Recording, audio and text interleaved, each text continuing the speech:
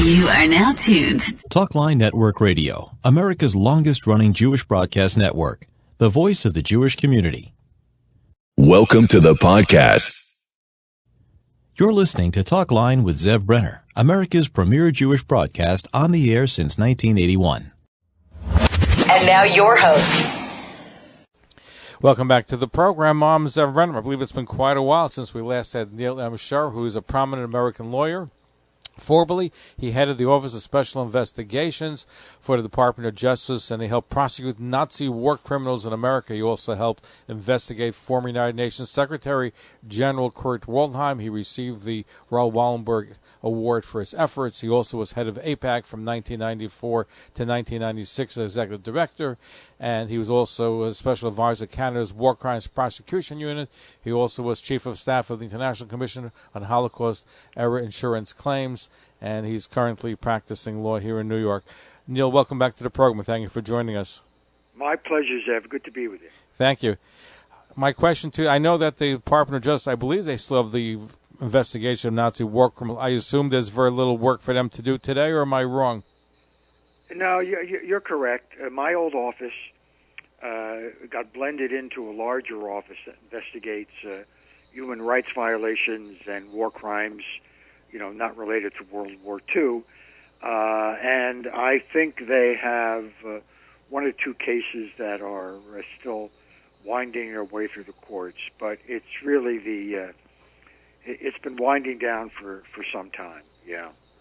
Well, when you were there, I mean, there were a lot more war crimes. I guess, as I mentioned, Kurt Waldheim was probably the most famous of them that you helped investigate. Yeah, I mean, we had hundreds of cases. Kurt Waldheim, of course, got a lot of publicity.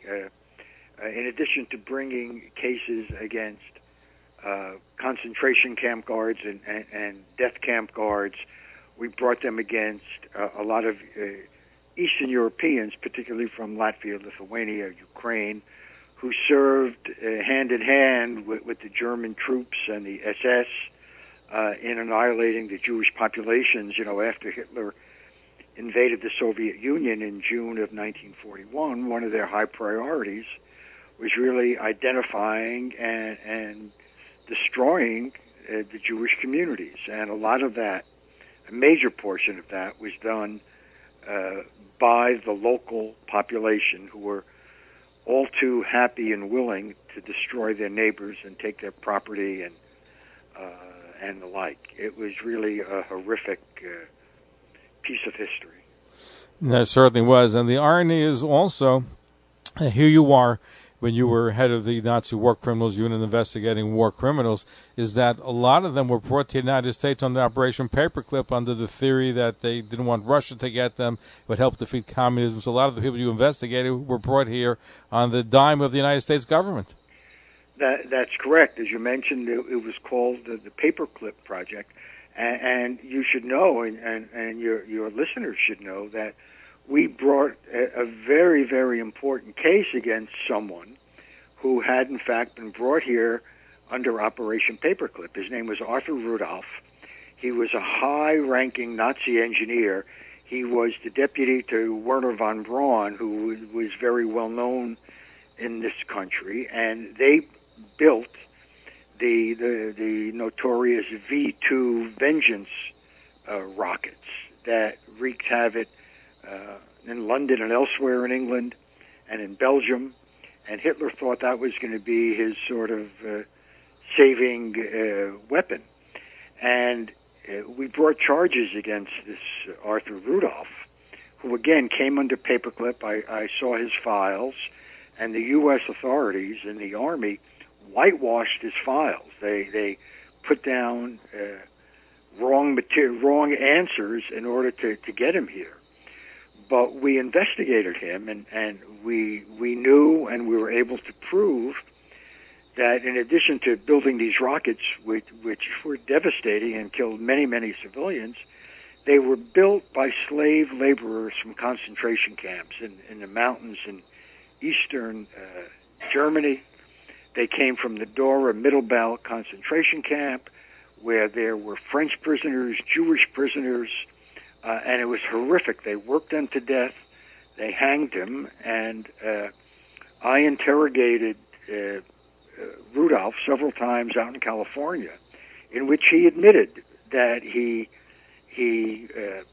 got the SS to send them slave laborers. They worked them to death under horrible conditions, and he ultimately agreed to leave the U.S., making all sorts of damning admissions, so we didn't have to bring the case, and he was deported back to Germany, where he was from. He was a German citizen, and that was a very significant case, and it exposed, as you had mentioned, this paperclip operation, and Werner von Braun, who later became quite the celebrity. He was on the Walt Disney Show.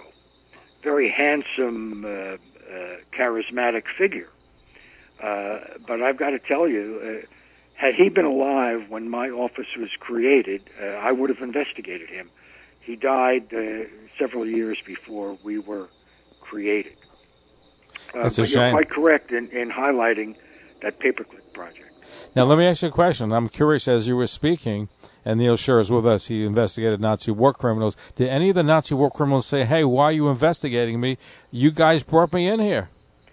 Well, Rudolph didn't raise that. It was very interesting. He freely agreed to our interrogation, which went on two separate occasions out in San Jose, California. Neither he nor his lawyer, and he had a very competent lawyer from Silicon Valley, never said, wait a minute, what are you going after me for? You brought me in. He never raised that. I think he was so taken aback by the fact that we had discovered how he had abused and in effect murdered these prisoners, slave laborers. That really took him by surprise. He was very free, and he loved to discuss with us how he built the rockets, the scientific aspects. And in fact, that was a technique that I used to get him to sort of open up and relax. And in between his descriptions of how these rockets work, which I surely did not understand, I would ask him damning questions, to which he made very significant admissions. It was a fascinating interrogation. But neither he nor his lawyer raised the point that you just.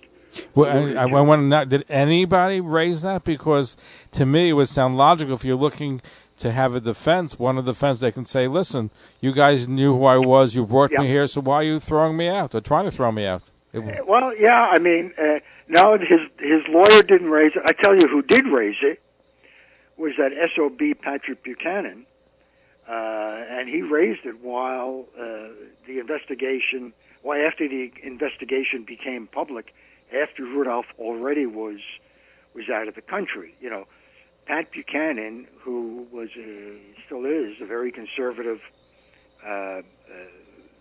commentator, who even his late colleague, William F. Buckley, labeled an anti-Semite.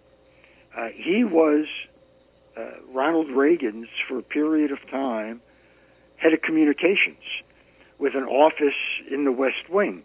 And from that office, he actually wrote op-eds in the Washington Post attacking me and attacking my office. He put a little disclaimer saying it was his personal views and not, wasn't expressing the views of the government, which I found to be disingenuous. I don't know how he... How did he get away with that? Because today you couldn't get away with it. He couldn't. In fact, the World Jewish Congress at the time, Edgar Bronfman and his colleagues protested. But, it was different then. And he just... and it wasn't just the fact that he defended this rocket scientist. He defended all of these people. John Demyanik, Ivan the Terrible, right? He was horrible, and his true colors were exposed when he was fully supportive of the infamous Reagan visit to the Bitburg, Germany cemetery where SS men are buried.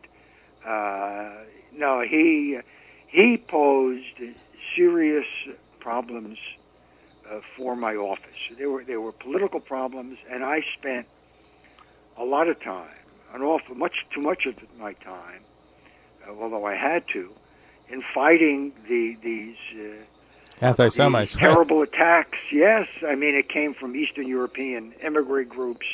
It came from the likes of Buchanan's and Robert Novak, who, ironically, was born Jewish and then converted to Catholicism. He routinely attacked our office. And we had to deal with that. And, you got to remember, this was in the mid to late 80s when the Cold War was still raging, yeah. Before the wall came down. Now, you also got criticized. You had tuffles. Tell us about yourself and Simon Wiesenthal in the documentary. I've never forgotten you. You seem to be criticizing the famed Nazi hunter. What was that all about? The relationship with Wiesenthal was an interesting one. There was a time that we were very close.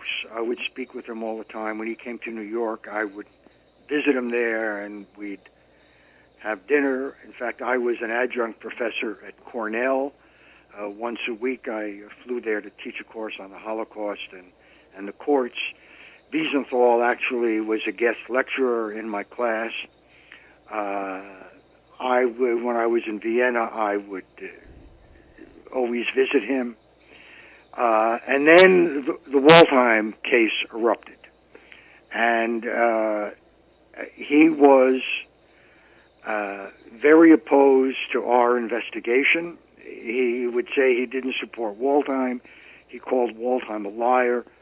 But he was publicly giving our investigation a difficult time. In fact, and I don't know what it was all about. Yeah, I was going to ask you why. I mean, well, there were people who speculated that there was a history of problems that he had with the World Jewish Congress. And at the time, when the Waldheim case was exploding during my investigation, in the private arena, it was the World Jewish Congress under Bronfman that was leading the charge. Of course, they didn't have access to my information or my investigation, but they had public research done, and they were exposing and attacking Waldheim all the time. And Waldheim, I think, because of problems going back maybe 30 years, I think was hostile to the World Jewish Congress. At least this is what's been speculated. Also, he had an infamous battle with the former premier of Austria, Bruno Kreisky, who was Jewish. And he and Wiesenthal had really nasty battles. And Kreisky was of the opposing party, political party, that Kurt Waldheim. So again, some people thought that might have entered into it. Uh-huh. But the upshot was it deteriorated my relationship with Simon Wiesenthal to the point where he was sending me almost on a daily basis for a period of time faxes.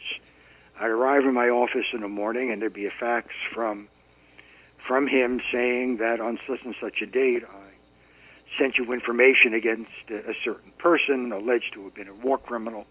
What happened? And he sent that to me and to my boss, the Attorney General. And he sent a whole slew of those, which obviously I did not appreciate.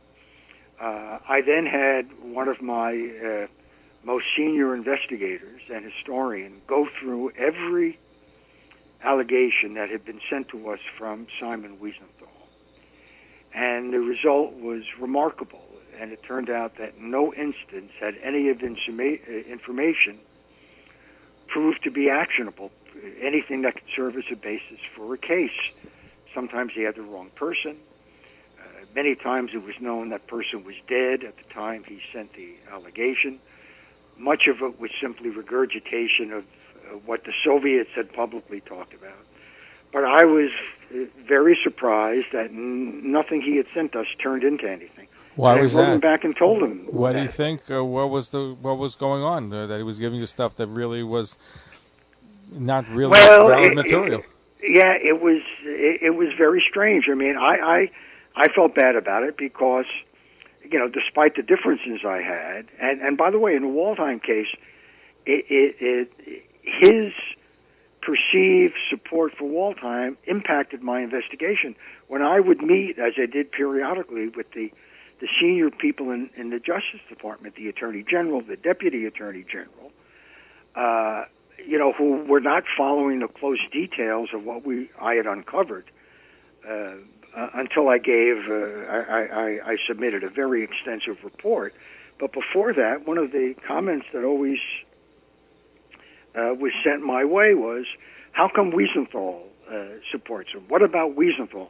They were concerned about, I guess the public image of someone with. Well, he was the chief reputation. Nazi hunter, so if he says he's kosher, then why say he's not kosher, right? We overcame it because my office prepared a report of well over 200 pages that detailed Wiesenthal's,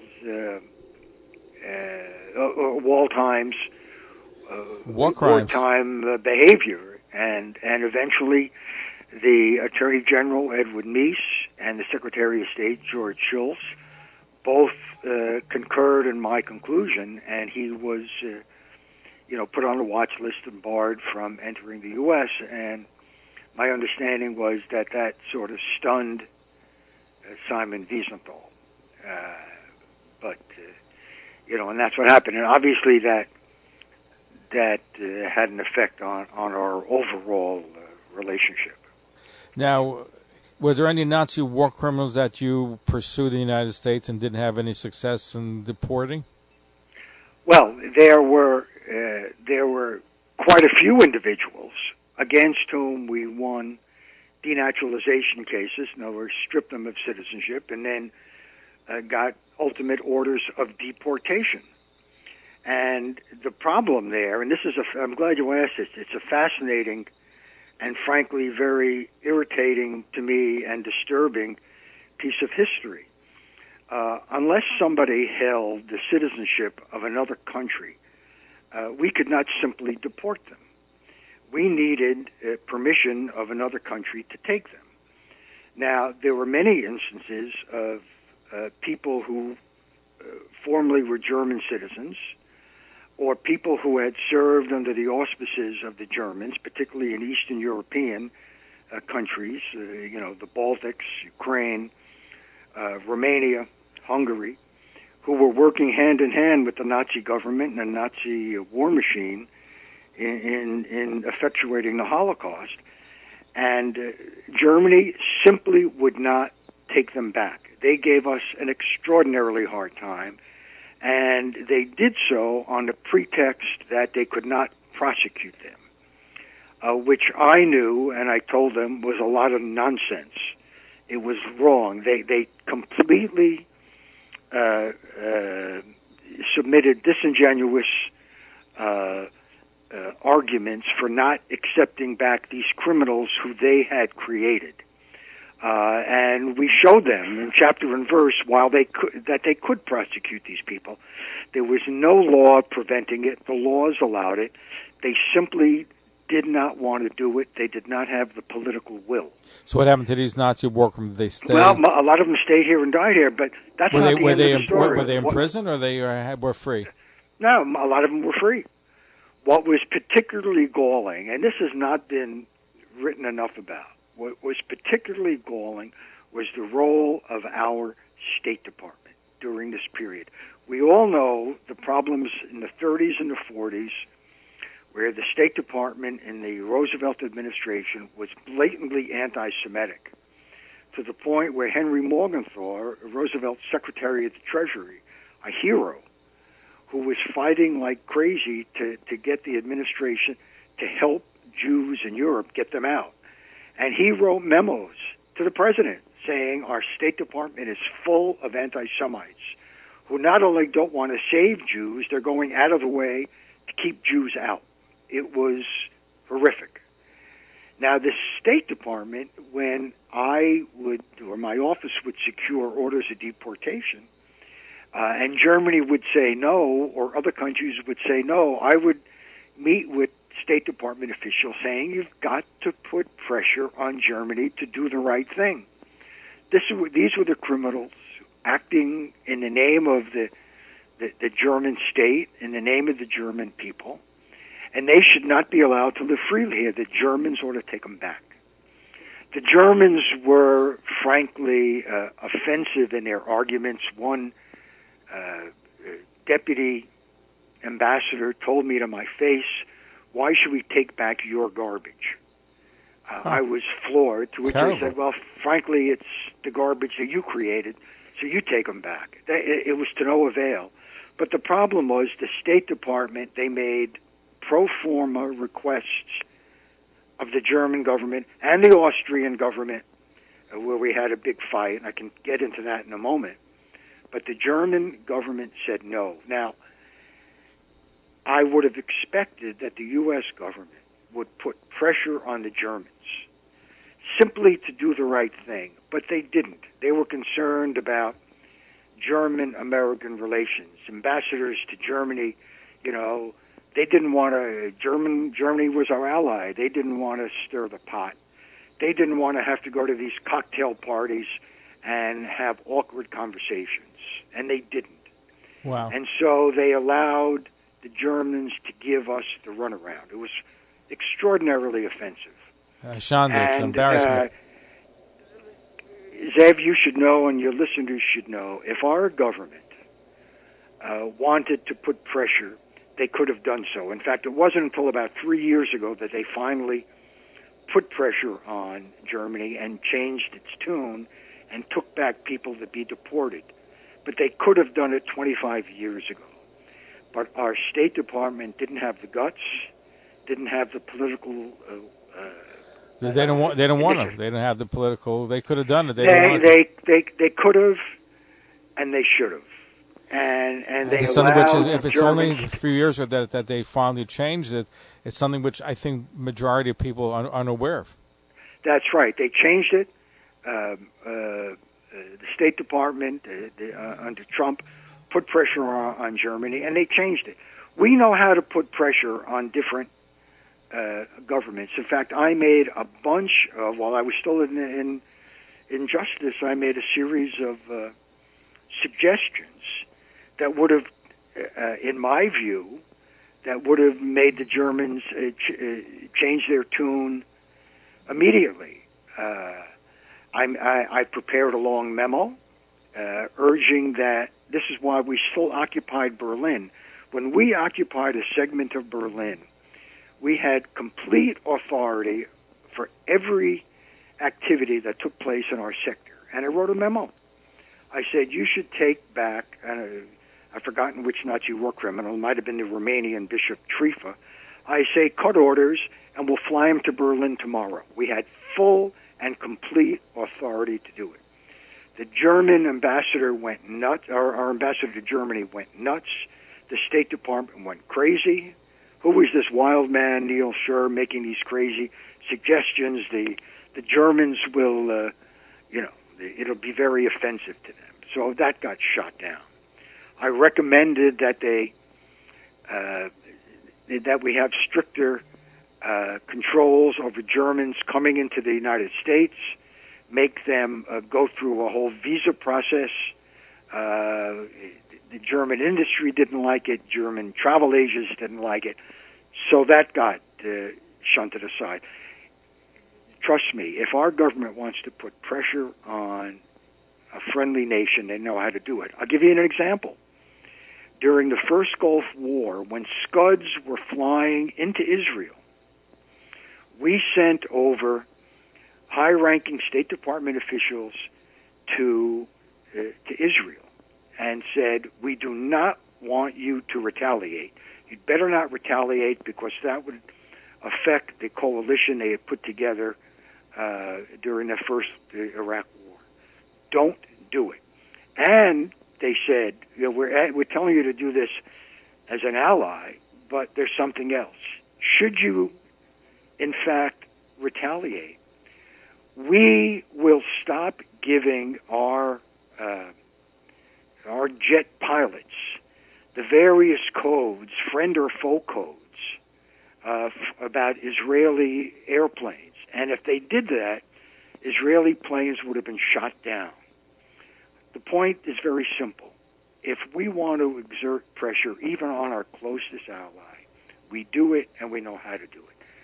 Our State Department simply did not want to do it. So let me ask you a question. You were capacity both as a Nazi hunter, well, as a prosecutor, Nazi war criminal, also head of AIPAC. The State Department, for years, I hope it's better today, has always had an agenda which sometimes was at odds with the President of the United States, had a very much more anti-Israel agenda, more pro-Palestinian agenda than we like to acknowledge. No, there's no question about it, and a lot of that stems from senior functionaries in the Department of State, where for years there had built up an anti-Israel attitude. It's there, and some of it, it's also in law enforcement. This notion of dual loyalties. That's a dirty little secret that fills the halls of not just the State Department. I got to tell you, I had experience in representing a client in front of the CIA.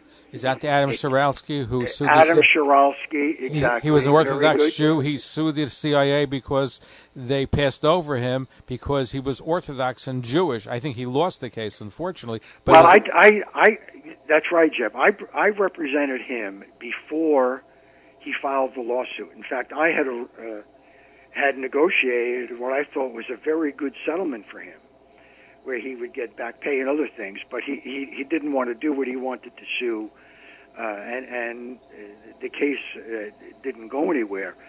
But the point was that during my investigation, when I was handling his matter, we uncovered emails and internal memos within the CIA in which that were blatantly anti-Semitic, where they accused him of dual loyalties because his father bought Israel bonds, where he, Adam, I think as a high schooler, took a UJA or a some trip to Israel, and trip to Israel. And I think he spoke Hebrew. That was also an offense, if I remember correctly. Yeah, he went to Hebrew school and spoke some Hebrew. When Terrible crime. I mean, there was stuff there that was horrible. And George Tenet was the head of the CIA, and he was not happy at what we were saying about it. In fact, there was a piece on 60 Minutes where they interviewed Adam and myself. And it was in the FBI the same way, absolutely the same way. There is this dirty little secret where they accuse loyal Americans who support Israel and are Jewish of having dual loyalties. Now, I've got to tell you that the Pollard case did not help. It hurt. That was a debacle. That's a whole different situation. But it also reared its head when two AIPAC employees were charged with espionage, and I actually was interviewed by the CIA. I was no longer at AIPAC, but the FBI called me, not surprisingly, as a former, senior DOJ official and as the head of AIPAC. I was not surprised when they contacted me. And it was pretty clear from my interview that these people had no idea how AIPAC handled the matter or how AIPAC operated. I think the AIPAC store was there was a conversation, was it an open space, and somebody said something which they construed to be giving information? Is that? Well, I mean, what it was a sting operation. Someone who was under investigation by the FBI, I guess trying to help himself, which didn't happen because I think he went to jail, approached the AIPAC people and said, listen, we got some secret information. We'd like you to pass it along to the Israelis and maybe to the press. I forgot the details, because it could save Israeli lives in the Middle East. And that's what led to it. And AIPAC got caught in this sting operation. I mean, frankly, if I had still been the head of AIPAC, and one of my people came to me and said, look, we were just approached about this confidential information, and I think we ought to do something about it. As a former Justice Department official, my antennas would have gone straight up. Something's wrong. Why are they contacting AIPAC? They could do all sorts of things themselves. And frankly, what I would have done was I would have called up my old boss, who then was the head of the FBI, a guy named Robert Mueller, who was my boss for about 3 years at the Justice Department. And I would have said, hey, Bob, someone is passing around secret information. You ought to check into it. And that would have blown the whole sting operation. But are you still in touch with Bob Mueller? Well, no, I'm not, I wouldn't say I'm friends with him. I mean, he was my boss for 3 years. Uh-huh. And he, I was in contact with him actually when I was at AIPAC over a separate matter. This goes into another aspect of my career, justice, which was interesting. And that was that we had filed a prosecution against someone from Hungary who lived in New Jersey, who during the war was a nasty anti-Semitic propagandist for the pro-fascist, pro-Nazi Hungarian regime. And he wrote, horrible stuff at a time when that propaganda influenced the people. And we all know what happened to the Jews in Hungary, particularly late in the war, when they were, they were deported to Auschwitz, sure. To Auschwitz, yeah, with Eichmann actually personally overseeing it. But it turns out that the daughter of the guy we prosecuted was an FBI agent attached to the New York field office. And her boyfriend at the time, later her husband, was also in that office, a supervisory attorney, and they wrote a memo, a formal memo that they passed along to the high-ranking officials in the FBI and to the Justice Department, saying that our case was based on communist propaganda, that the evidence was probably flimsy, not right? reliable. I mean, it was pure, unadulterated BS. In fact, the FBI didn't even contact my office. The person preparing it, who was the lover at the time of the daughter of the person we were going after. And this was in the middle of the case. The case was brought by the Justice Department. The FBI is part of the Justice Department. And they write a memo, an unsubstantiated piece of junk, that they knew that we'd have to disclose, that would have to be revealed in court, and would cause problems. When I saw that, I hit the roof. And we actually, along with the FBI, internally conducted an investigation. I interrogated the FBI agent, etc. And the FBI, in my view, those people should have been fired immediately. And it languished. And finally, when I had left the government, the investigation at the Bureau was still going on. I wrote a long letter to Louis Freeh, who was the head of the FBI, and I said, this is open and shut. These guys have to be fired. They delayed until Freeh left, and then I found out that they had slapped these people on the wrists. That was basically it.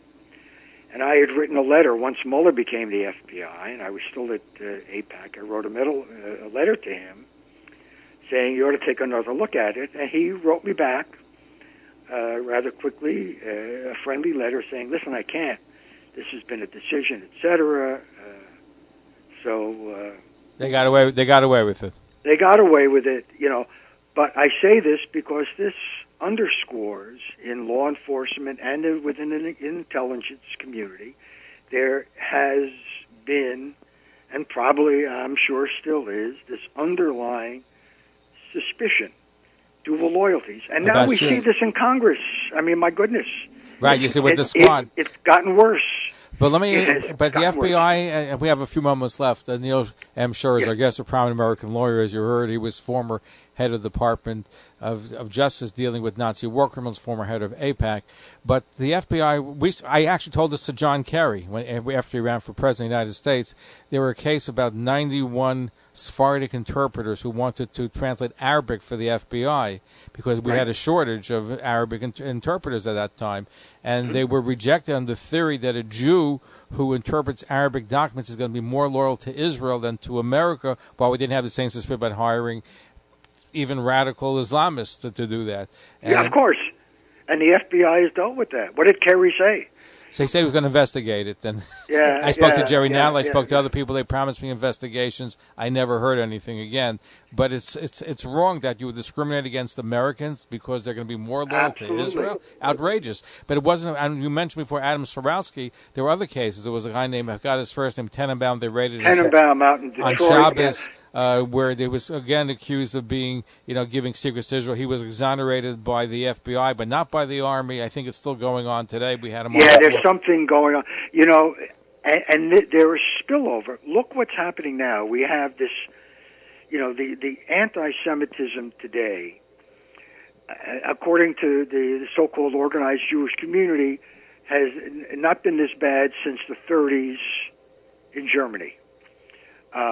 And a lot of it has to do with dual loyalties. We saw this during the recent Israel-Hamas conflict.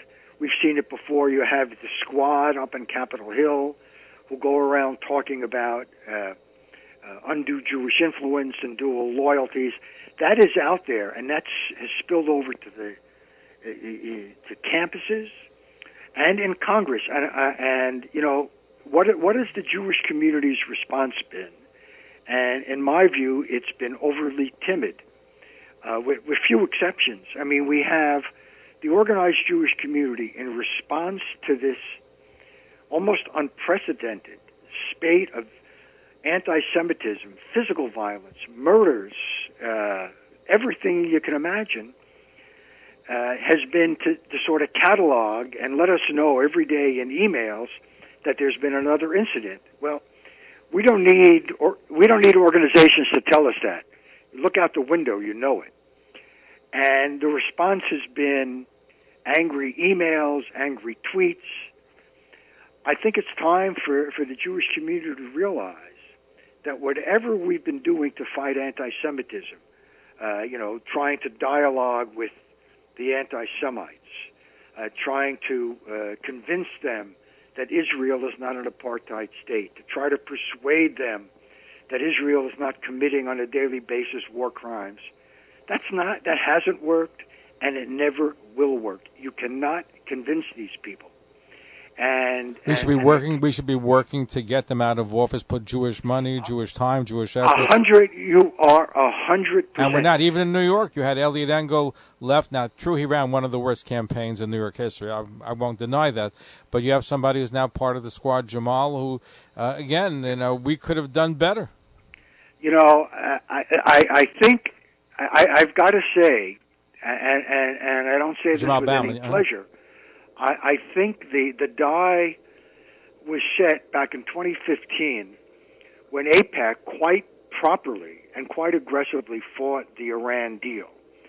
They pushed forward and they argued that this was an existential threat to Israel.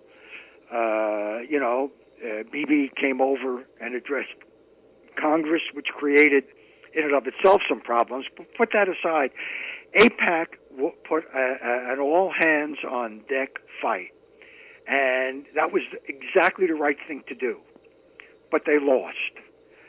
And the problem is, after they lost, they did not make any of the people who supported the deal, who opposed AIPAC, who opposed Israel, they did not have any consequences. Why? They literally got away with it. In fact, AIPAC raised money for some of those people. Why? And well, I don't know, because they wanted to be bipartisan. They want to show they could deal with these people, so they can have access. That's the key term. Everybody wants access.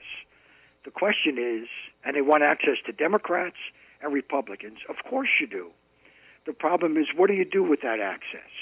And I'm afraid the message that was delivered was that you can fight Israel, You can fight the pro-Israel lobby, right? community lobby, even on an existential issue, and get away with it and pay no price. But now you don't hear them challenge anybody. You know, they've been quiet. Has AIPAC changed? Is it? I'm not involved with them anymore. I read, I see, but I think what the pro-Israel community can do, and AIPAC is the leader of the pack, that they should find somebody. The problem is in Congress. Let me get back to this issue of anti-Semitism. You can have all the demonstrations in Washington and every city across the country where there's been anti-Semitism.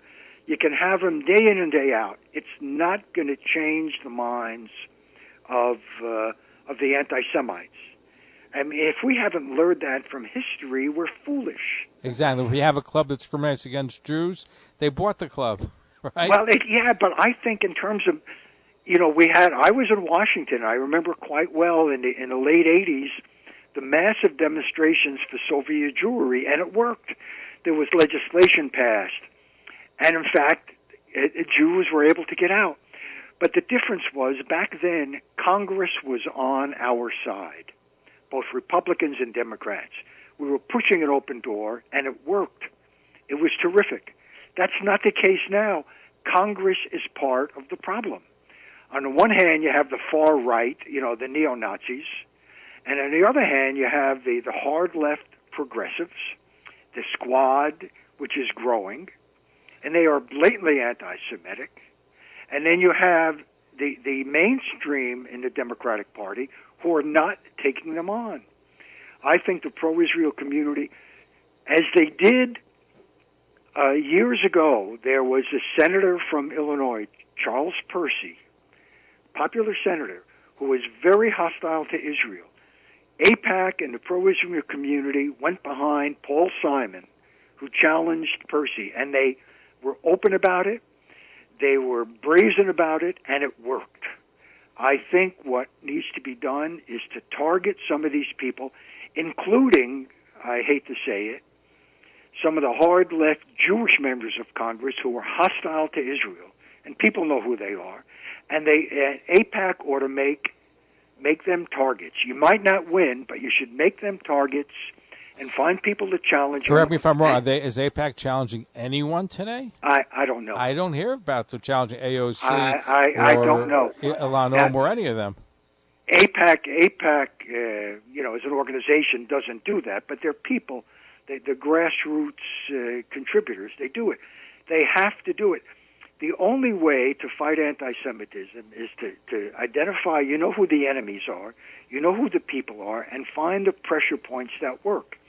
And the old saying of naming and shaming them, that doesn't work. It never has worked, and it never will work. You have to show there has to be a price. There has to be a price to what they're doing. If there's 100%. No price, they will continue, and that's the name.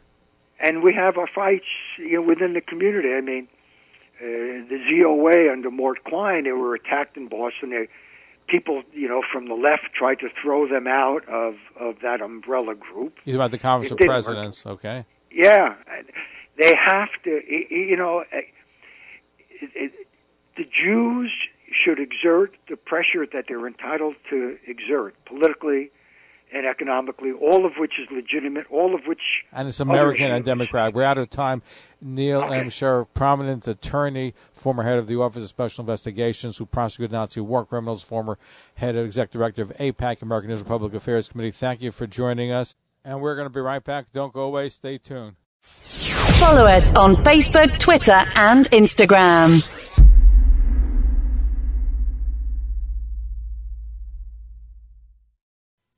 Talkline radio and TV with Zev Brenner is just phenomenal. Everybody concerned about the Jewish community should listen and watch. He has the best guests. He asks the most interesting questions. He's always so well prepared. It's talk radio and television from a Jewish point of view at its very best. To advertise on the Talkline network and Talkline's email and social media blasts reaching over 70,000 people, please call 212-769-1925, extension 100. That's 212-769-1925, extension 100. Or email info@talklinenetwork.com. Thank you for listening to today's episode. Thanks for listening.